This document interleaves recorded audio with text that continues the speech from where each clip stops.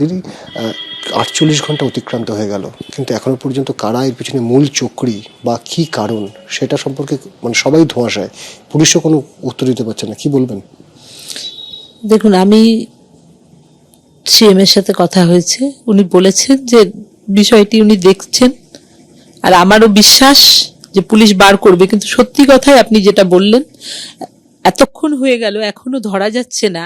মানে যে মানুষটাকে এই নৃশংসভাবে মারলো, কি কারণে মারলো, কে মারলো, আমি সেইটাই শুধু জানতে চাইছি। আমি বা আমার ছেলে এটা বুঝে উঠতে পারছি না কার এতখানি কোন কাজে বাধা দিয়েছে যে তার জন্য এইভাবে তাকে মরে যেতে হলো। তা আমিও চাইছি যে ইমিডিয়েট পুলিশ এটা বার করুক। এটা পুলিশের কাছে কোনো কিছু অসম্ভব নয়। কিন্তু আমার আশঙ্কা হচ্ছে, বিভিন্ন জায়গা থেকে বিভিন্ন লোকের নাম শুনতে পাচ্ছি, বলছে, বিভিন্ন জন বিভিন্ন কথা বলছে, কিন্তু আসলটা বার করতে পারবে পুলিশ। এবং আমার আশা অন্যান্য কেসের মতো যেন এখানেও কোনো কিছুর বিনিময়ে আসল যে অপরাধী তাকে যেন লুকিয়ে না দেওয়া হয়, সেই মানুষটাকে বার করে যেন শাস্তিটা দেওয়া হয়। আমি জানি অনেকে এখানে অনেক কাজ করছে, কারণ যদি সেই বড় বড় মাথাগুলো, আমার দীর্ঘ বিশ্বাস এখানে বেশ কিছু বড় মাথা আছে যারা এটা ঘটিয়েছে, এরা তো শুধুমাত্র ভাড়া করা লোক, এত নৃশংসভাবে মারতে পেরেছে। কিন্তু যাদের মাথাগুলো আছে সেই মাথাগুলোকে টেনে বার করতে হবে। আমি এর শেষটা দেখতে চাই, কে আছে, তার কি উদ্দেশ্য, তার শাস্তিটা যেন সঠিক হয়।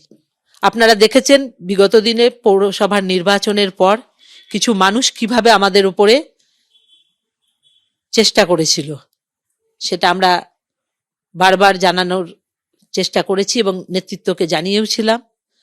পলিটিক্যালি আমাদের অনেক ক্ষতি করার চেষ্টা করেছিল।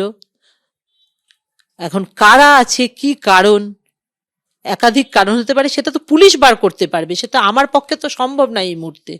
গত 2 বছর আগে দুলালবাবুর সিকিউরিটি তুলে নেওয়া হলো, সেই সিকিউরিটিটা থাকলে আজকে হয়তো এর পরিণতি নাও হতে পারতো। একদম, এটা সঠিক কথা, সিকিউরিটিটা তুলে নেওয়া হয়েছিল।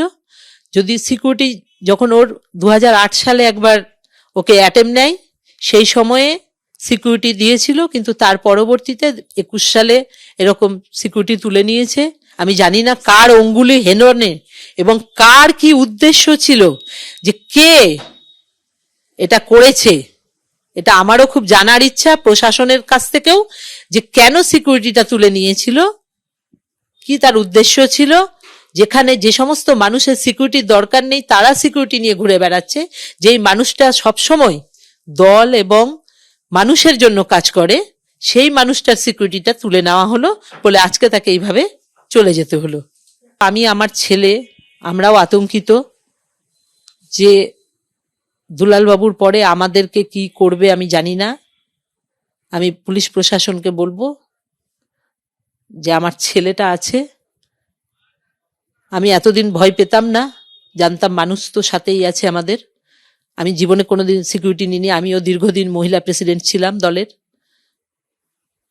আজকে মনে হচ্ছে আমার ছেলেটার জন্য আমাকে থাকতে হবে, সেই জন্য আমি একটু আতঙ্কিত অবশ্যই।